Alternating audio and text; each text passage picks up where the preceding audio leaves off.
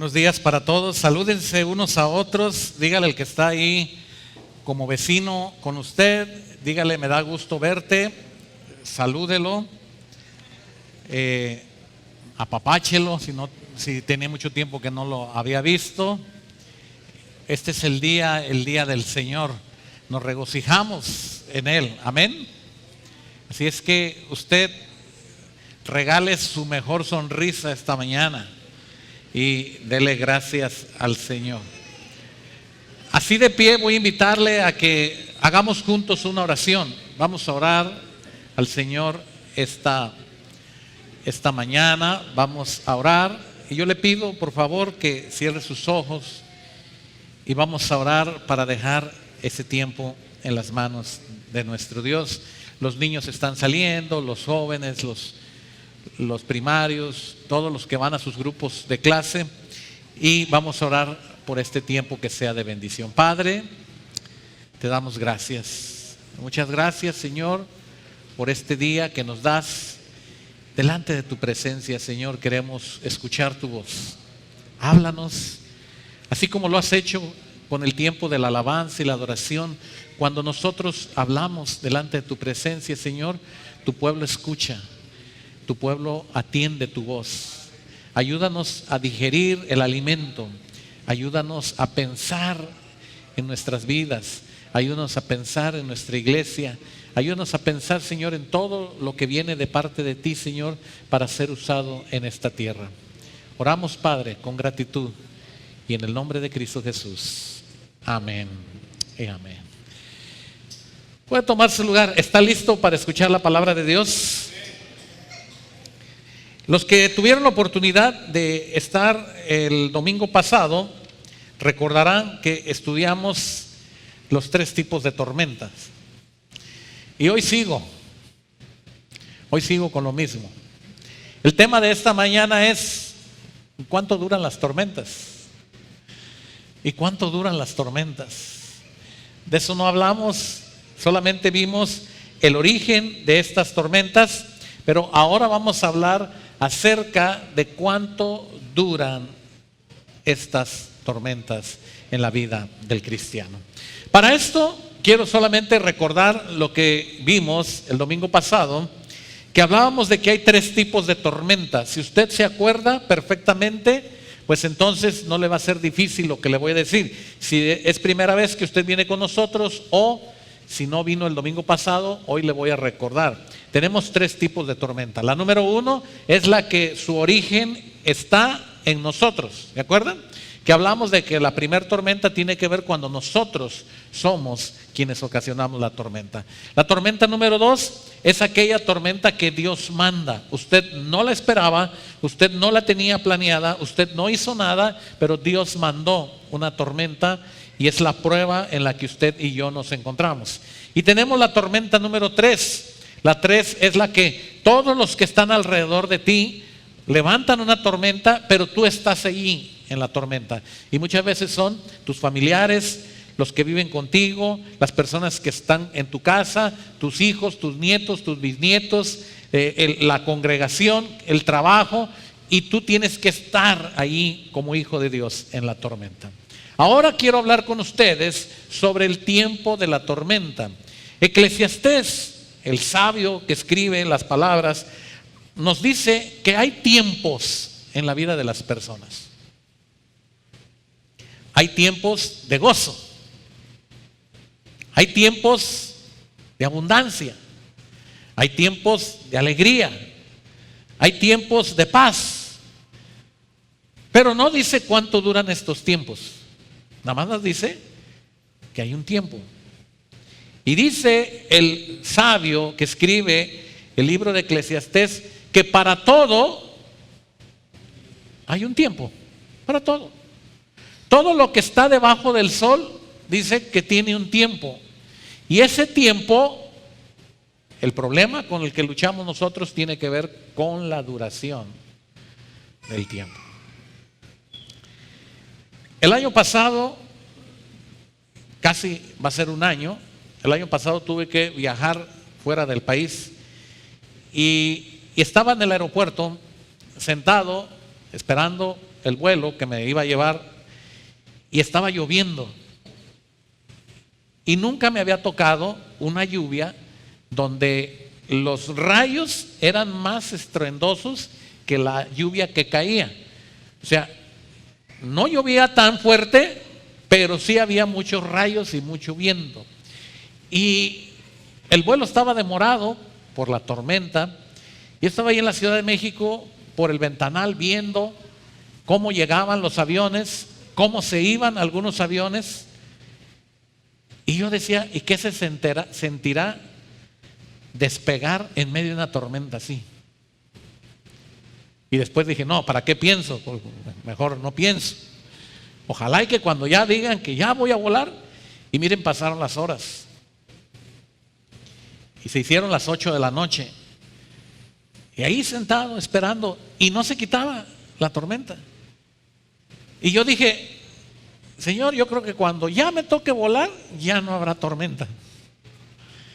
Y resulta que cuando pusieron ahí en la pantalla de que ya había que acercarse a subirse el avión, yo dije, no se ha quitado la tormenta, ¿cómo vamos a volar así?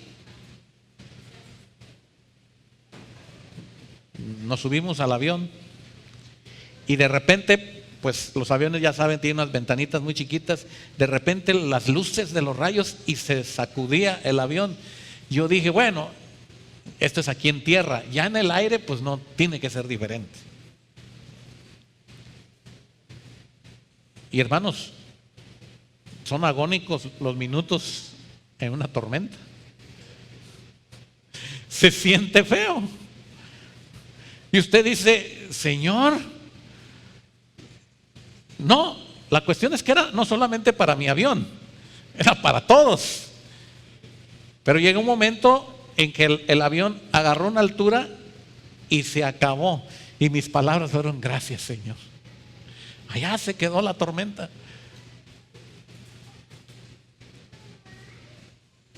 Si durante mi viaje o todo el viaje hubiera estado la tormenta, yo no sé cómo hubiera llegado. A lo mejor me hubieran tenido que apretar la cabeza.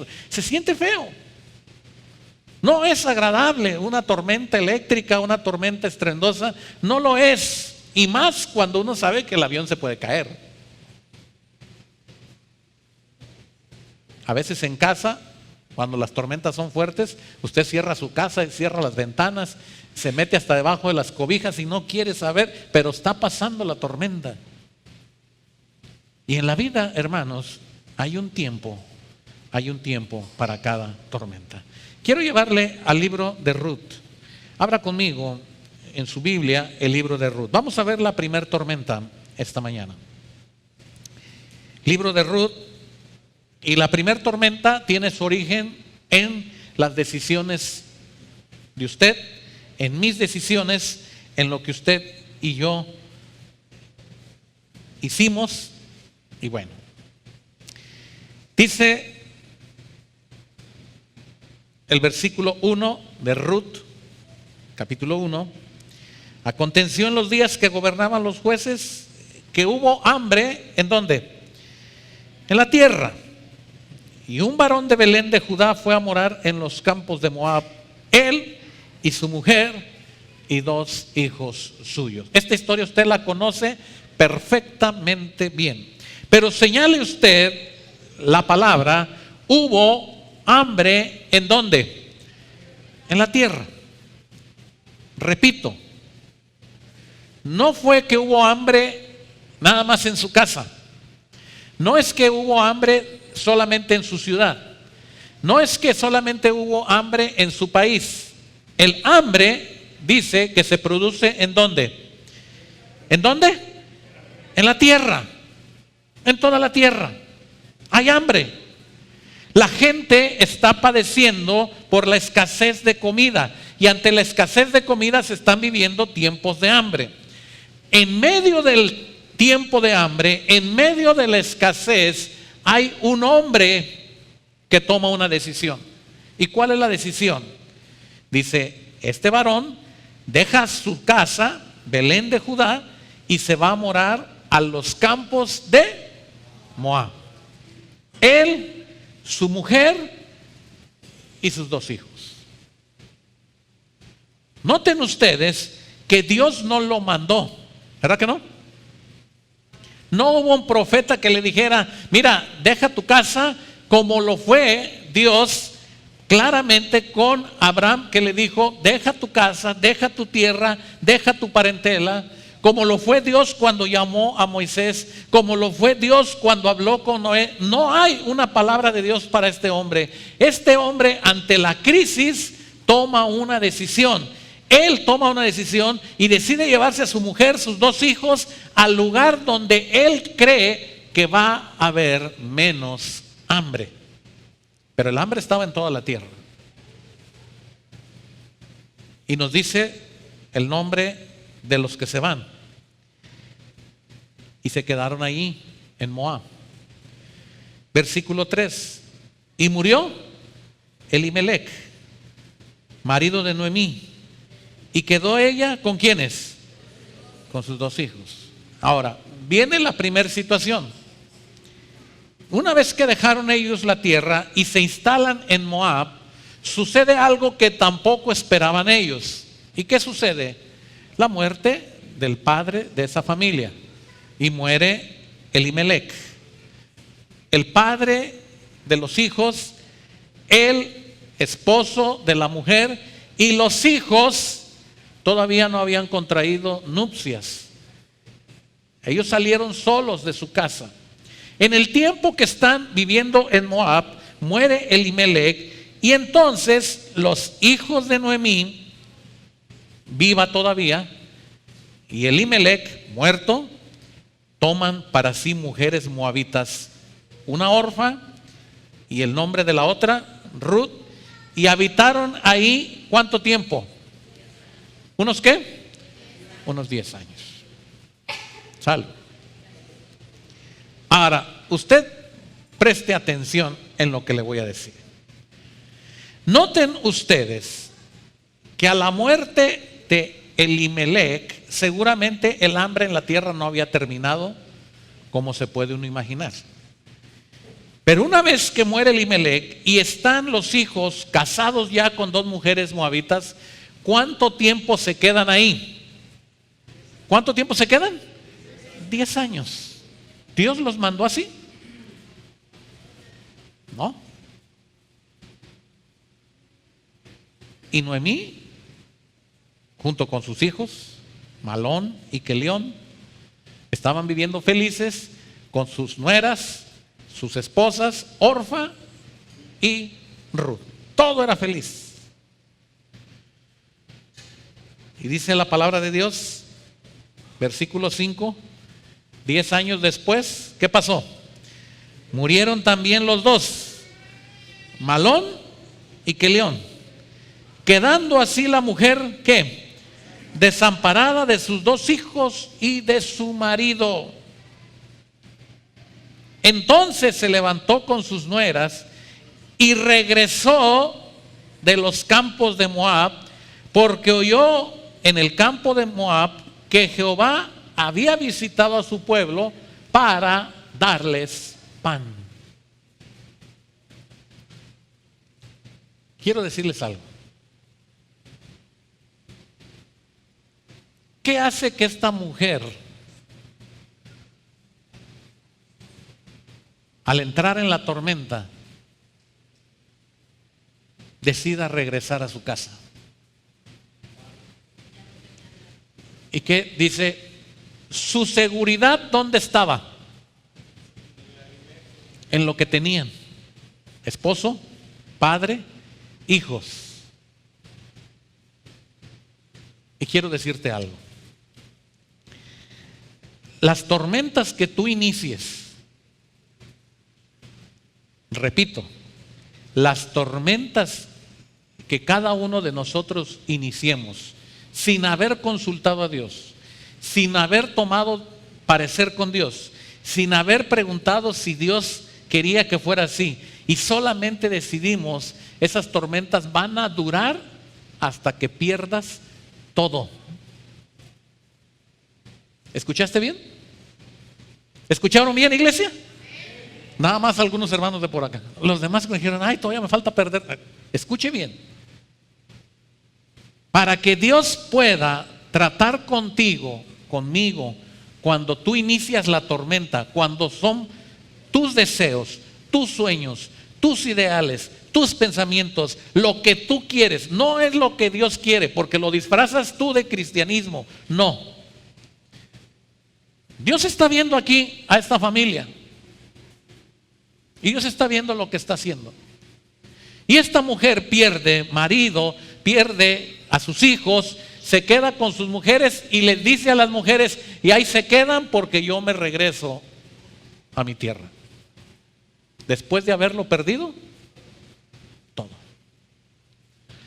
Y usted va a decir: no, no es cierto, no, esto no es cierto. Cuando un patrón bíblico se repite, es que Dios está diciéndote que así es. Y entiendo que la soberanía, cantamos, Dios es soberano y Él puede hacer lo que quiera. Pero normalmente en el patrón bíblico de la conducta de los hijos de Dios es que cuando tú inicias tus propias decisiones, es hasta que tú termines con todo lo que tú decidiste, hasta que Dios va a entrar a sacarte de esa tormenta, hasta que tú termines con todo. Estas mujeres se encuentran en una situación crítica y difícil porque regresar Noemí sin hijos, sin esposo, a una tierra donde la vieron crecer y donde seguramente le preguntarían: ¿por qué te fuiste? ¿Qué hiciste? Despreciaste tu tierra, despreciaste tu gente, despreciaste tu familia. Ahora que has perdido todo, ¿qué? ¿No les parece familiar esa historia? ¿Quién? El hijo pródigo. Él tomó la decisión: Padre, dame la parte que me corresponde ya, la necesito, quiero irme, quiero disfrutar. Y el padre le entregó. Y dice la Biblia que hasta que acabó con todo, él decide regresar. El tiempo de la tormenta que tú origines es hasta que tú destruyas todo. Señor, ayúdame. El Señor dice: es hasta que no tengas más. Que tu única inspiración y tu única fuente de restauración sea yo. ¿Quiere otro patrón en la Biblia? Vamos al libro de Daniel. Ponga una marca ahí porque vamos a regresar al libro de Ruth. Daniel 4.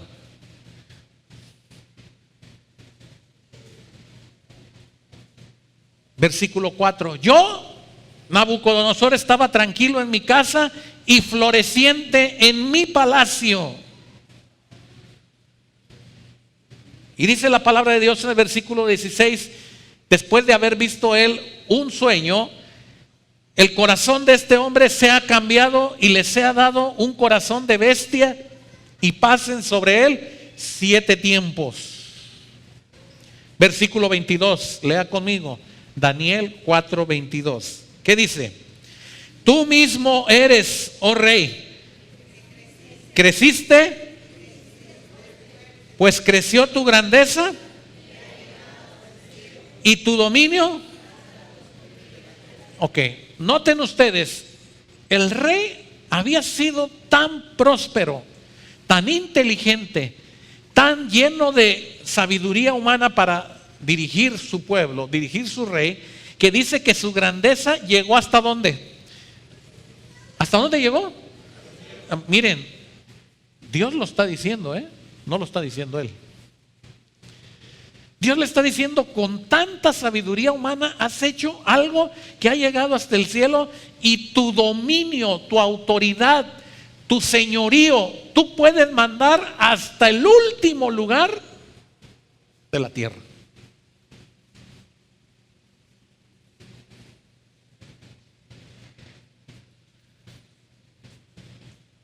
Pero hay algo que está en ti: tu soberbia y tu orgullo de lo que tienes te persiguen. Y eso no lo has quitado de tu corazón. Y yo necesito ese corazón, dice el Señor. Versículo 27, lea conmigo. Dice, todos, por tanto, oh rey. Vamos a leer todos otra vez. Daniel 4:27, ¿qué dice? Por tanto, oh rey, tus pecados y tus iniquidades haciendo misericordia para con los oprimidos, pues tal vez será eso una prolongación. Ahora, le es revelado el plan de Dios a este rey. Y quien le está interpretando el sueño le da un consejo, le dijo, acepta mi consejo. De aquí a que llega el tiempo, cambia. 12 meses después, dice la palabra de Dios en el versículo 29, 12 meses, un año había pasado, el rey está en Babilonia, paseándose, y vean las palabras que dice, versículo 30. ¿No es esta la gran Babilonia que yo edifiqué para casa real con la fuerza de mi poder y para gloria de mi majestad? Miren qué orgulloso del rey. 12 meses atrás, el sueño que él está viendo y la interpretación del sueño es que le están diciendo, Dios desde las alturas está mirando que tu fuerza, tu poder, tu señorío ha llegado hasta el cielo y se ha extendido hasta el último lugar de la tierra. No hay hombre más poderoso en la tierra que tú, con el permiso de Dios. Pero hay en ti orgullo, hay en ti vanidad, hay en ti un deseo de sobresalir y de ser como Dios o igual que Dios. Salte de ahí. Pero él toma una decisión y entra en su propia tormenta. 12 meses después, él dice, qué palacio tan hermoso tengo. No hay otro como yo. Qué lindo soy. Qué bonito me veo. Cómo me quiero. Es el rey orgulloso. Sin mí no pueden vivir. Caray. No tengo más gloria que esto, que la gente vea mi majestad. Cuidado, hermanos. En la tierra sucede entre cristianos, entre líderes, entre pastores. Aquel que dice, wow, qué hermosa iglesia tengo. Cálmate, Nabucodonosor. No, hermanos, qué hermosa familia tengo. Me siento, sí, usted puede decirlo, pero no es gracias a usted. ¿Para honra y gloria de quién? Qué buenos músicos. Deberíamos ir a... No, hermano.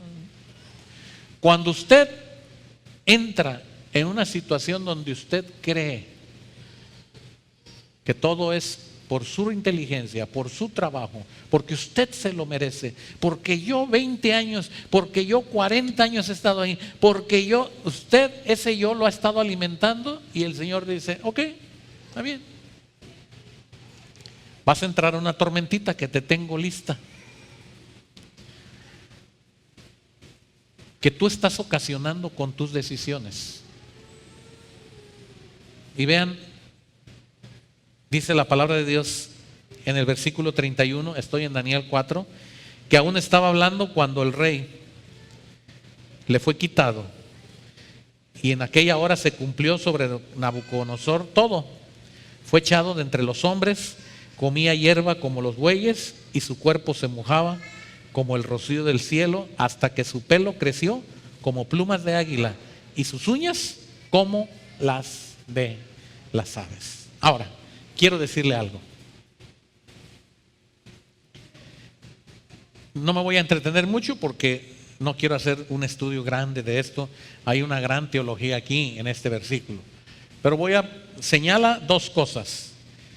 dice que le salieron sus plumas como águila.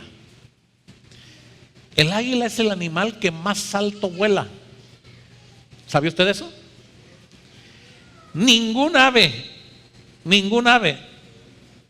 que Dios haya creado tiene la bendición de Dios para llegar a la altura donde llega el águila. Ese dominio le pertenece al águila. Y es capaz de vivir alturas impresionantes. Hay datos de científicos que han encontrado águilas a cientos de metros de altura, a mucha altitud, viviendo.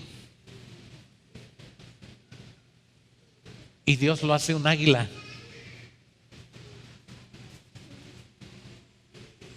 ¿Y para qué le alcanzaban las plumas de águila? Si seguía siendo un animal.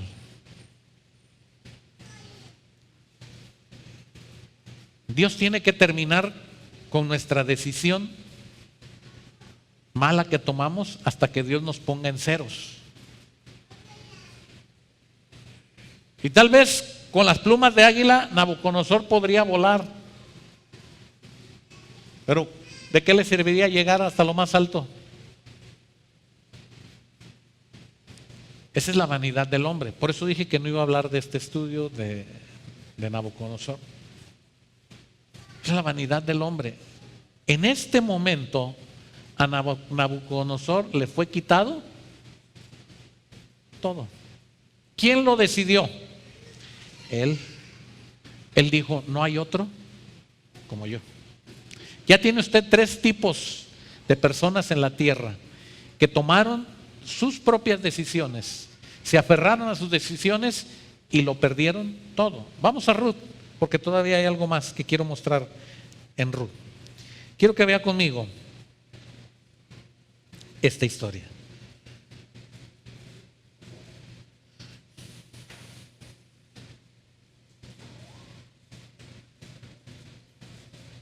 Dice que comenzaron a caminar para volverse a la tierra de Judá.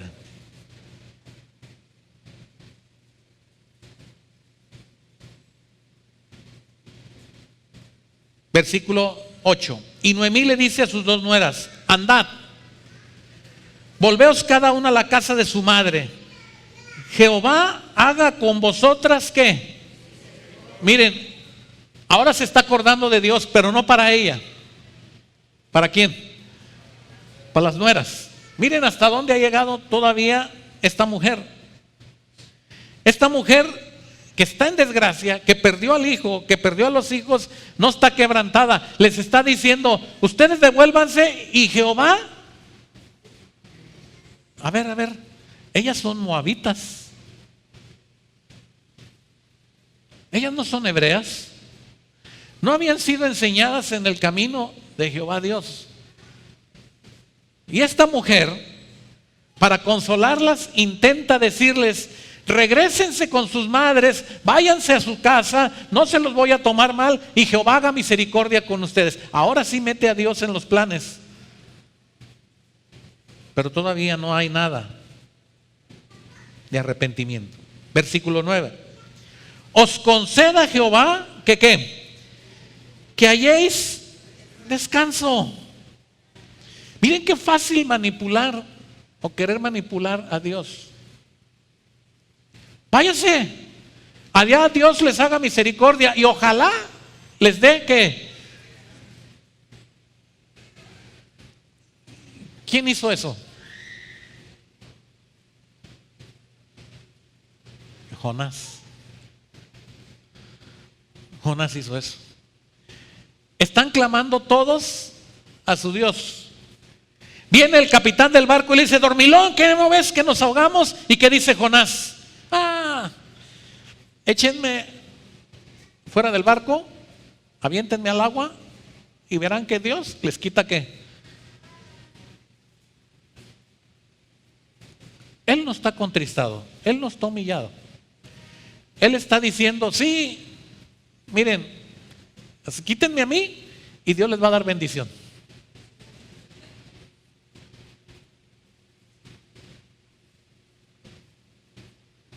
Pero recuerde que Dios en tu tormenta, en esa tormenta que tú iniciaste, va a durar hasta que tú reconozcas que Jesús es el Hijo de Dios y que has pecado contra Dios.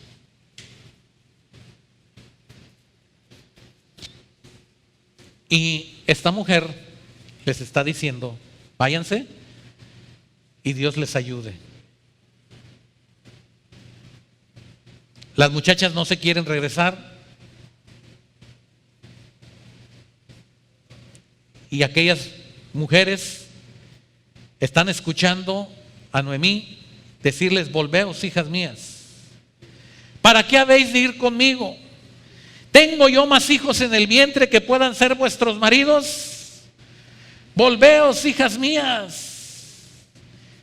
E idos, porque yo ya soy vieja para tener marido. Y aunque dijese, esperanza tengo, y esta noche tuviese con marido, y aún diese a luz hijos. Miren, todo lo que les está platicando, ¿qué les está diciendo?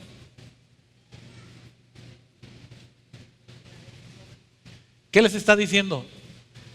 Les está diciendo cómo resolver el problema según ella. ¿Cómo resuelve el problema?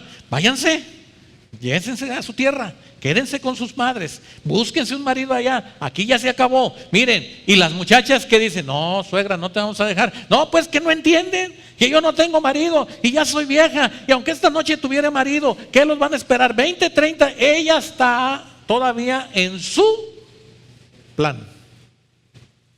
La tormenta no puede terminar hasta que ella no decida entregarle el control a Dios. La tormenta que tú iniciaste con tus decisiones no se va a terminar hasta que Dios te quite todo. Y una vez que te quite todo, tienes que reconocer, porque mientras todavía sigas haciendo tus planes de cómo levantarte después de que Dios te quitó, vas a seguir en medio de la tormenta. La tormenta no se va a terminar. Escuche usted. Versículo 20. Vean lo que dice Noemí.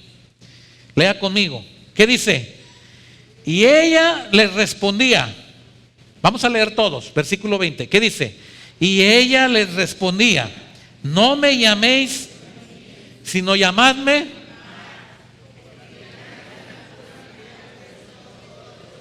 Y Dios ha de haber dicho, ¿y yo en qué momento?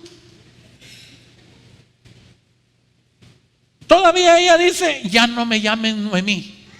Como actriz de televisión, ¿verdad? Soy Mara. Ah, caray, ¿y por qué Mara? Porque Dios me ha puesto en amargura. ¿Dios? ¿Dios te sacó de la tierra? ¿Dios te llevó a Moab? ¿En serio que Dios fue?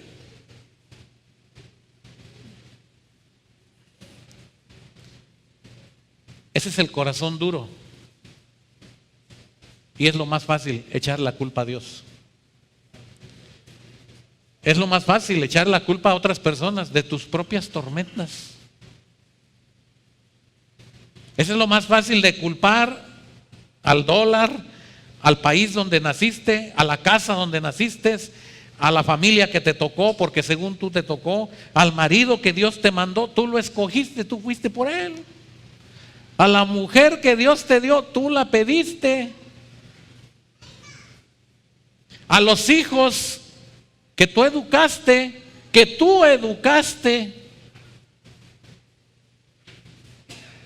Salud.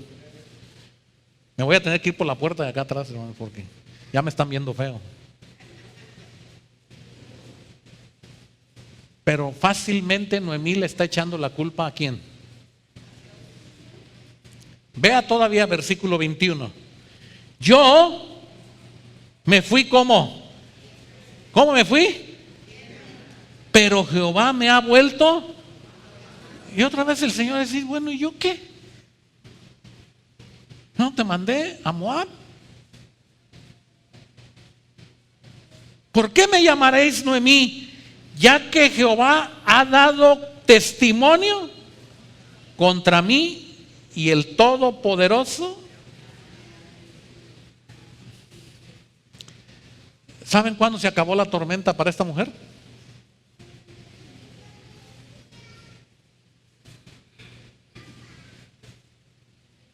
regresó a su tierra a recoger comida del piso. Y hubo gracia en una de las mujeres que regresaron con ella. ¿Quién fue? Ruth.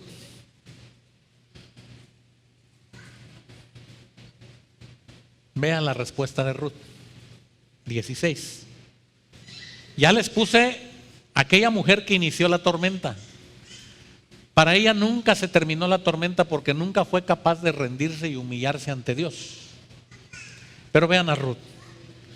Ruth le dice: no me ruegues que te deje y me aparte de ti, porque a donde quiera que tú fueres y donde quiera que vivieres. Y hasta ahí, cuando yo leo esa parte, dije: ay, Ruth, no sabes en la que te estás metiendo. La pobre señora vive de tormenta en tormenta, equivocándose y tú la quieres seguir, pero antepone algo y dice: tu pueblo será mi pueblo. Ella reconoce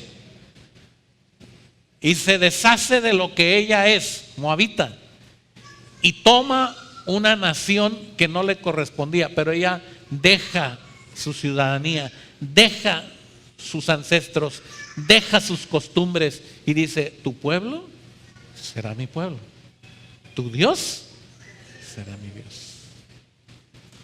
En ese momento está terminando la tormenta para Ruth. Y ustedes van a escuchar en la Biblia la historia de Ruth y todo lo que Dios permitió en la vida de Ruth. Pero fue la decisión,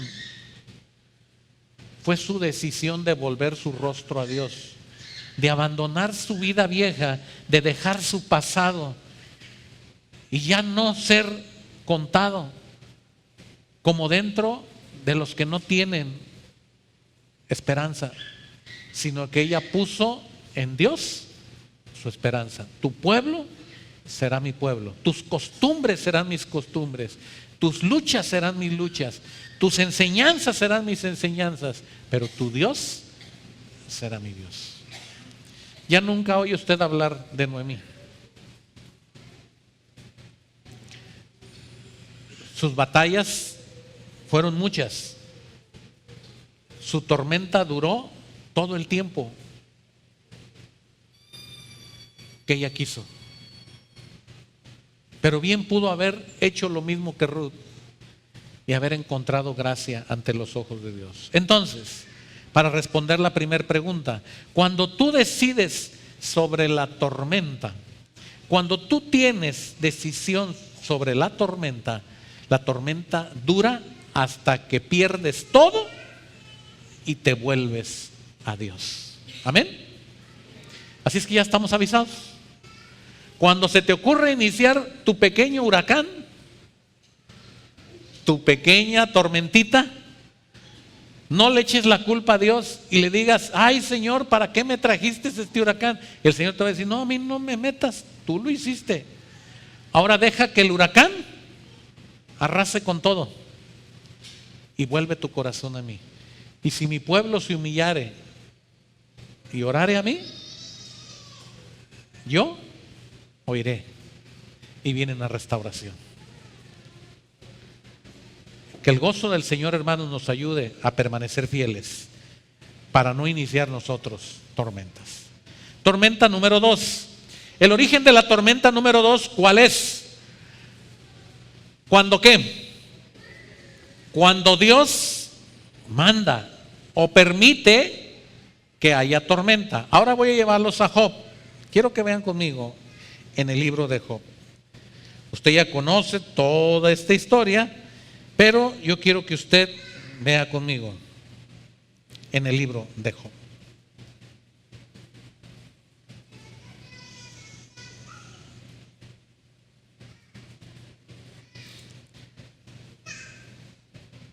Empieza el diablo una lucha contra el cuerpo de Job.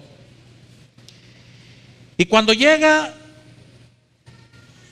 Job a estar perdiendo todo, Porque repito, la tormenta, cualquiera que sea, en las tres que estés, Dios va a permitir que haya pérdida. En cualquiera de las tres tormentas. Ya vimos la primera.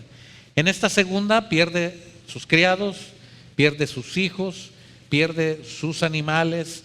Todo objeto de su riqueza, Dios le retira.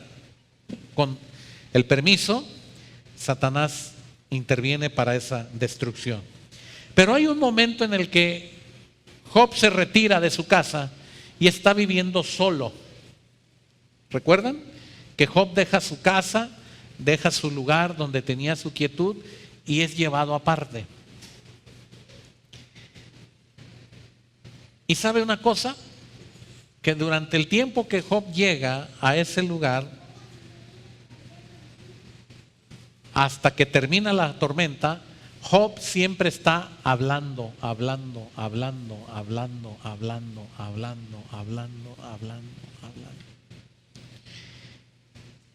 Y los amigos de Job también, hablando. Pero quiero que vaya conmigo a Job 37.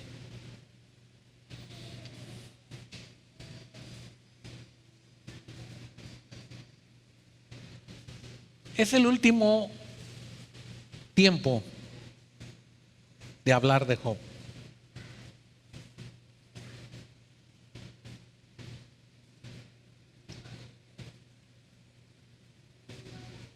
Versículo 14. Escucha esto, Job. Detente. Eliud le está hablando. Escucha esto, Job. ¿Qué? Detente. ¿Qué es lo que está haciendo Job? ¿Alguien me puede decir qué está haciendo Job? Hablando. Y no deja de hablar, y no deja de hablar, y no deja de hablar, hasta que Eliú le dice: detente, Job, ya no hables. Considera las maravillas de ¿quién? Considera las maravillas de Dios.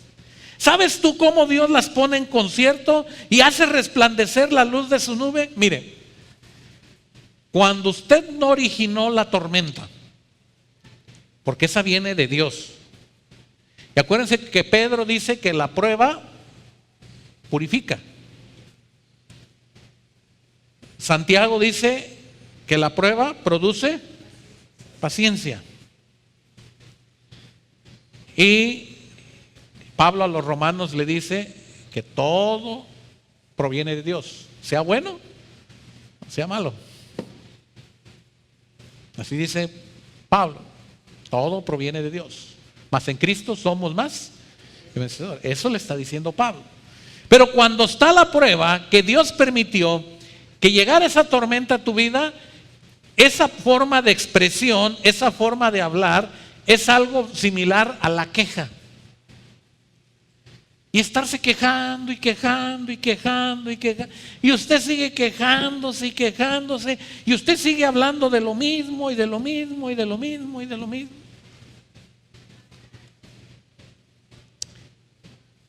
Un día hice un viaje largo, extenso.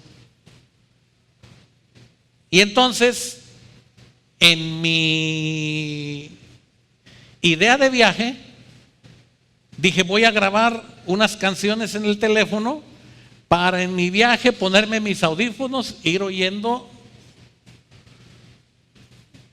Y entonces yo calculé, dije: yo creo que con unas 100 canciones para la ida y para el regreso.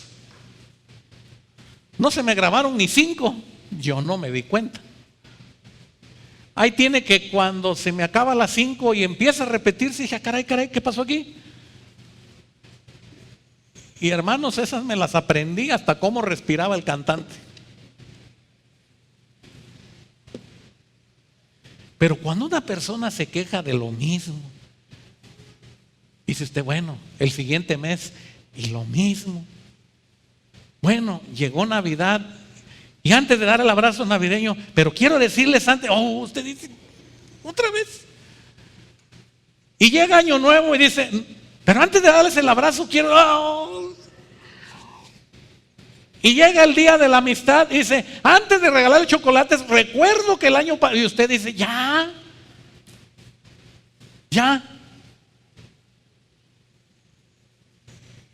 Y llega el día de la madre y dice, pero no se me olvida todavía lo del año. ¡Oh! Y son gente que siguen hablando de lo mismo, y de lo mismo, y de lo mismo, y de lo mismo, hasta que alguien te tiene que decir, ya cállate. Eso es lo que le está diciendo Eliú a Job. Detente, considera las maravillas de Dios. ¿Tú sabes cómo Dios hace las cosas? ¿Tú sabes cómo Dios sostiene el universo? ¿Tú sabes las maravillas del perfecto en sabiduría? ¿Por qué están calientes tus vestidos cuando sosiega? Extiende los cielos. Tú sabes, y lo está regañando. Y Job, pero es que tengo sarna, pero es que me da comezón, pero es que ya perdí. Y ya cállate, Job. Cuando viene la tormenta de Dios, que Él va a poner a manera de prueba, y tú te quejas y te quejas y te quejas, la tormenta va a durar hasta que te dejes de quejar. ¿Hasta cuándo? ¿Y qué hay que hacer? Mírense un espejo y digan, ya cállate. Ya. No, pero es que todavía me falta algo. Espérame. Otra vez. Es lo mismo. No, es que, ahora te lo voy a decir en francés. Y párese en un espejo y diga, ya cállate. Vean lo que hace Dios. Job 38.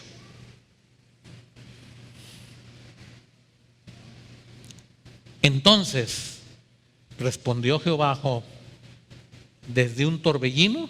¿Y qué? Vamos a leer todos. Versículo 1 de Job 38. Leamos todos qué dice.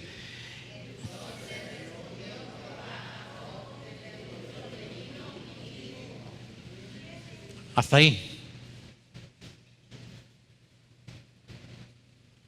Hermanos, le ha puesto una zarandeada Jehová Dios a Job.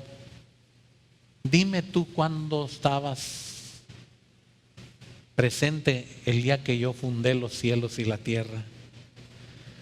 Dime si es de sabiduría contender con el omnipotente. El que esté dispuesto a discutir conmigo, que me responda a esto.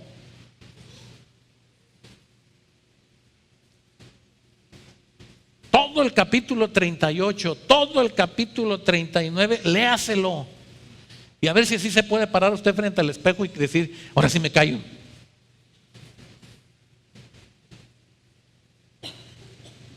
Cuando termina Dios de hablar, viene Job. Job 40, versículo 3.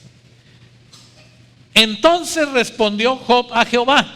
Ya el pobrecito de Job estaba sumido como tachuela. Y dijo, lea conmigo, versículo 4. ¿Todos? He aquí, ¿qué te responderé? Hasta ahí. Todo el tiempo de la enfermedad, Job se la pasó haciéndose preguntas. ¿Y por qué yo? ¿Y por qué a mí? ¿Y por qué esto? ¿Y por qué solo a mí me pasa esto? ¿Y por qué Dios no hace esto? ¿Y por qué Dios no me da esto? ¿Y por qué todo el tiempo? Y cuando Job recibe la pregunta de Dios, a ver Job, ahora tú respóndeme. Ya previamente Eliú lo había callado y le dice, ya cállate Job.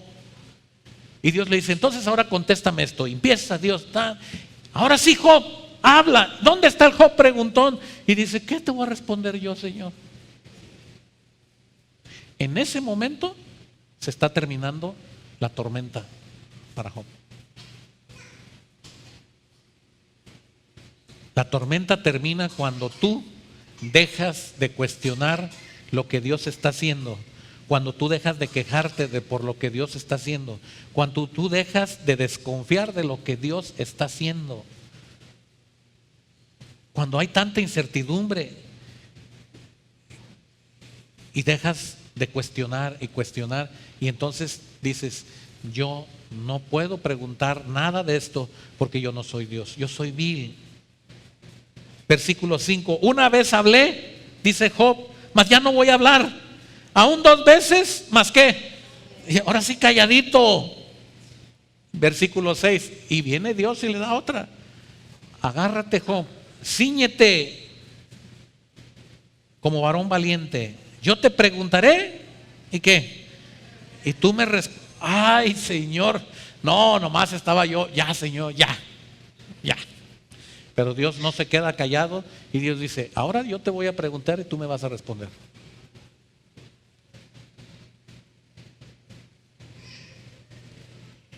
Y viene la respuesta de Job.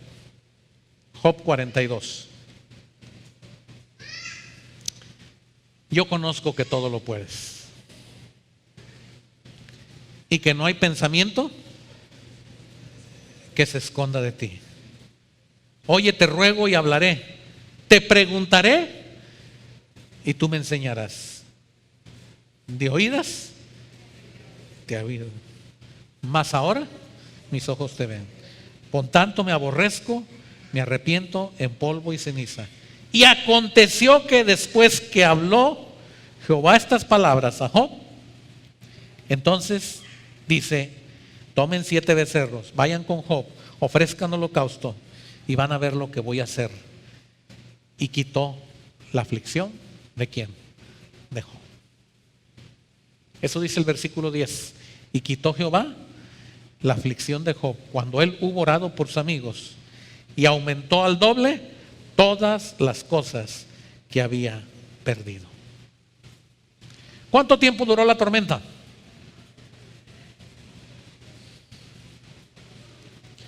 Hasta que Job se cayó.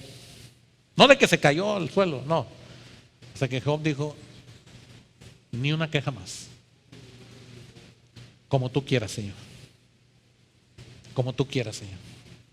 Yo no soy nadie para cuestionarte. Perdóname, Señor, me aborrezco por haberte faltado el respeto, me aborrezco por haber desconfiado de ti, me aborrezco.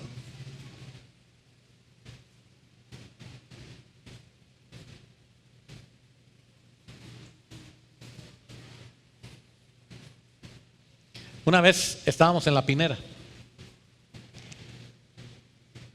Estábamos en la Pinera y había niños chiquitos y querían subirse a una resbaladilla chiquita. ¿Sí? Y de repente venían los niños corriendo y cada vez que los niños corrían y cada vez que los niños estaban de frente hacia la persona que estaba subiéndolos, los niños se dejaban venir y la persona, paz. Y ya estábamos viendo ahí que llegaba y paz, lo subían a la resbaladilla. De repente la persona que estaba ahí, alguien le habló y se descuidó y un niño salió.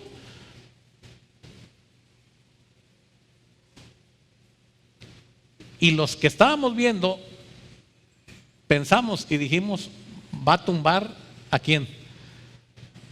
Porque el Señor se descuidó, volteó y el niño ya iba hecho la mocha, decimos nosotros. Nadie le avisó al niño.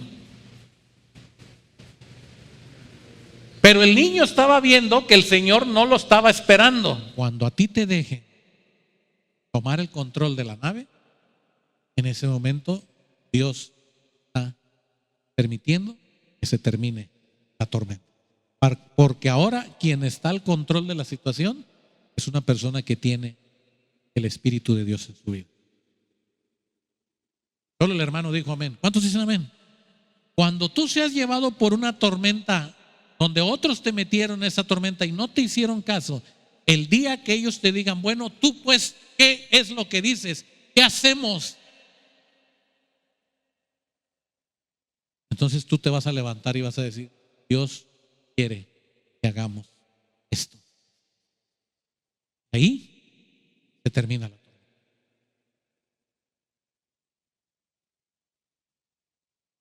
José, el hombre que fue vendido por sus hermanos, el hombre que fue puesto en la cárcel injustamente, el hombre que no tuvo compasión de aquellos varones egipcios y estuvo encerrado sin ningún motivo. pero él siempre dio testimonio. Siempre dio testimonio. Las tormentas terminaban con él cuando él reveló todo el plan de Dios. Cuando él terminó de revelar todo el plan de Dios, dice la palabra de Dios que el segundo en el reino fue José, después del faraón.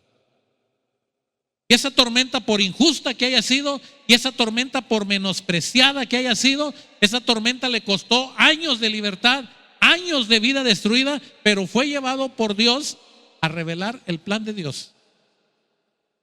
Cuando tú entres a esa tercera tormenta, tú tienes que preguntarte que si Dios te metió en esa tormenta, seguramente es porque Dios tiene un mensaje para la gente que está ahí contigo a través de ti, que tú vas a decir.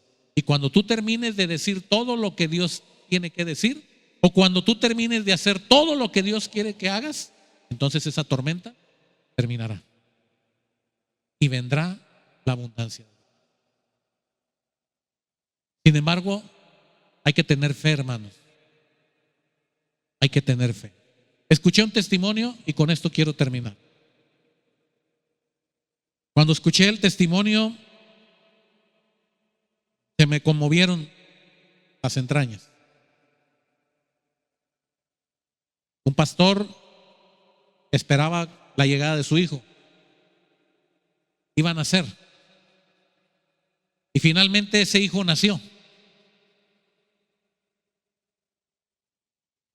Y después de que ese hijo fue llevado a la casa, le notificaron que había tenido un problema cerebral y que el niño no iba a poder caminar, no iba a poder hablar, no iba a poder ser como cualquiera de los demás niños. Y con esa tristeza en su corazón, este pastor se fue a su casa. Quien nos cuenta la historia, mucho tiempo después, estaban en un retiro. Y dice este pastor, y a mí me tocó compartir habitación con este pastor y con este hijo de él que no caminaba. Y antes de dormir, vi cómo lo acostó en la cama, oró con él y nos acostamos a dormir. 2 horas habían pasado cuando yo escuché que este pastor se levantó y cambió al niño o al joven que estaba ya ahí en la cama y lo cambió de posición. Y 2 horas después volví a sentir cuando él se levantó y lo puso en la silla un rato. Después de unos minutos lo devolvió a la cama. Pasaron otras 2 horas y así hasta que amaneció. Cuando despertamos en la mañana le pregunté al pastor si había podido dormir. Dice, no, bueno, sí duermo, dice, pero duermo por lapsos, por tiempos. Y dice él que nos cuenta esta historia. Y si no es mucha indiscreción, ¿cuánto tiempo tienes haciendo esto? Y le dice, 20 años. ¿20 años tienes haciendo esto? Sí, tengo 20 años. Mi hijo tiene 20 años.